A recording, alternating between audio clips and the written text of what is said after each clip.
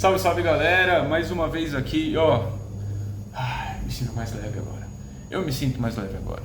Soltei meu desabafo, agora consigo falar tranquilo, leve e solto aqui sobre esse tal Anno Domini, que vai ser lançado em maio aí do Black Sabbath, né, nas plataformas digitais. Você já consegue achar no YouTube, já não o Anno Domini, obviamente, mas os músicos que vão ser lançados no Anno Domini. A questão é que, o que é o Anno Domini? O Anno Domini, ele é um box que vai reter 4 álbuns do Black Sabbath, que são os álbuns que foram compostos, pensados para o vocalista Tony Martin, beleza? Quais são esses álbuns? São os álbuns de... desculpa aí, gente, desculpa aí, aqui ó, achei. São os álbuns que foram gravados aí quase em 88, né?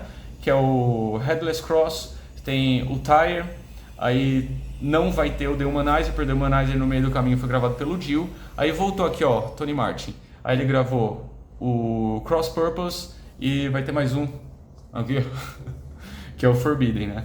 Então esses 4 álbuns aqui, eles vão estar inteiros remasterizados dentro do álbum do box Anno Domini, que vai ser disponibilizado pelo Black Sabbath nas plataformas digitais. Aí eu falei, caraca, mano, eles vão lançar esse box aí com todos esses álbuns de novo nas plataformas digitais, né? Aí eu fui olhar, esses álbuns não tem nas plataformas digitais, cara. O único álbum com Tony Martin que tem nas plataformas digitais é o Seven Idol, que dá até pra entender do Seven Idol não ter entrado no meio desse pacote aí do Anno Domini, porque o Seven Idol ele foi pensado para outro vocalista, né? Ele foi pensado para o Ray Gillan, que quando ele estava nos finais das gravações, o Ray Gillan decidiu sair, aí eles acharam o Tony Martin, fizeram o Tony Martin gravar tudo em questão de, que eu estava lendo aqui, questão de 6, 7 semanas, o Tony Martin gravou todas as músicas que já tinham sido compostas e gravadas, e lançaram o álbum, né? Então até que dá para entender porque o Seven Idol não está entrando no meio desse pacote de remasterização, né? É porque o Seven Idol não foi composto pelo Tony Martin, né? Que foi um vocalista excepcional, que acabou entrando aí depois do Seven Star, que é a fase do Glenn Hughes. E assim, ele simplesmente é um vocalista sensacional, cara. Ele gravou esses 5 álbuns aí com Black Sabbath, dando um destaque especial aí para os 4 últimos que ele gravou, que são os referentes ao Anno Domini. E assim, você escutando, cara, esses álbuns é incrível, né? A semelhança com o Dio. Olha só, é polêmico agora. É incrível a semelhança que o Tony Martin tem com o Dio.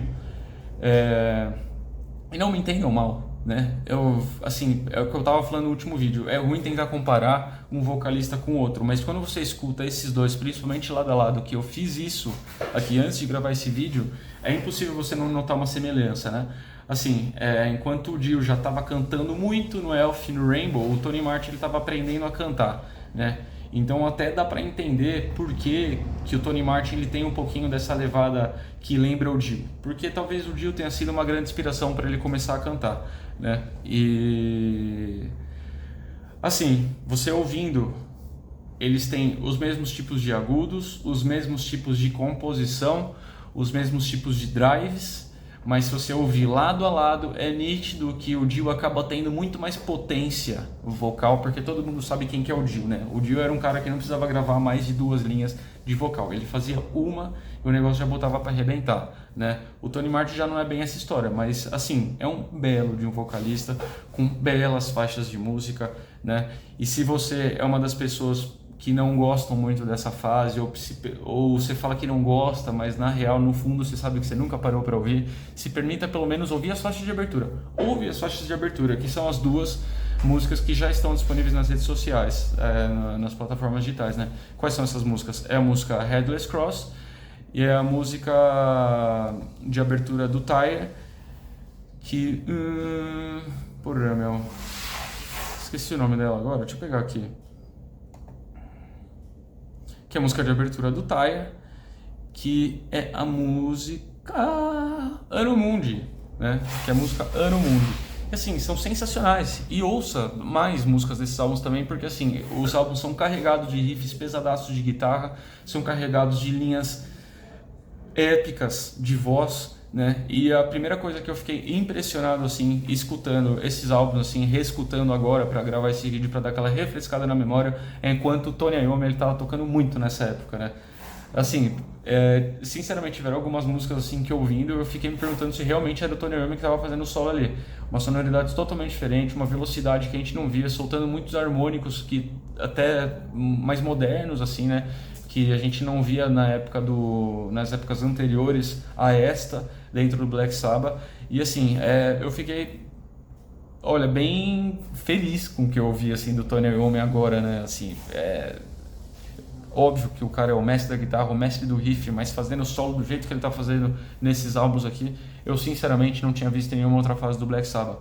Óbvio que tem solos muito marcantes em outras épocas do Black Sabbath, mas falando de técnica, falando de velocidade, falando de desenvoltura, né? Ele simplesmente está num outro patamar aqui nessa fase, né? E um outro destaque também a essa fase é que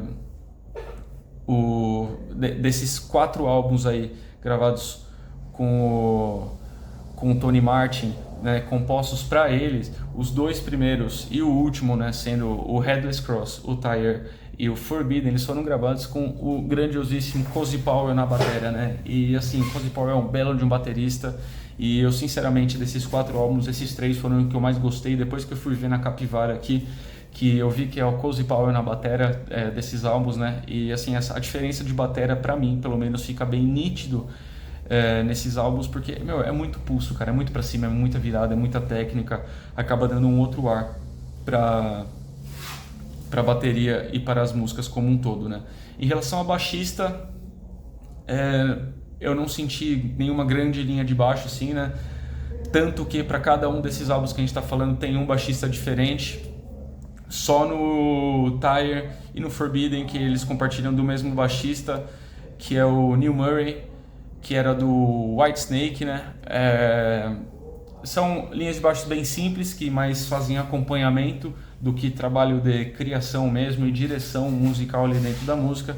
Mas, né, é um baixo profissional que está dentro de um Black Sabbath ali com Cozy Powell, Tony Iommi, né, Tony Martin e sinceramente não dá para perceber muito baixo, mas ele faz o trabalho dele ali, né? Então assim, gente, resumo da ópera, eu aconselho muito vocês a ouvirem essa época, ficarem ligeiros aí nesse lançamento nas plataformas digitais para já colocar nas playlists aí, essas 2 aí que estão disponíveis agora, eu já me coloquei na minha playlist aqui, né? E assim, só sonzeira, aconselho a ouvir, vai chegar aí em maio para nós e porra, vida longa ao Black Sabbath, né? Bora que bora para uma próxima aí, tamo junto.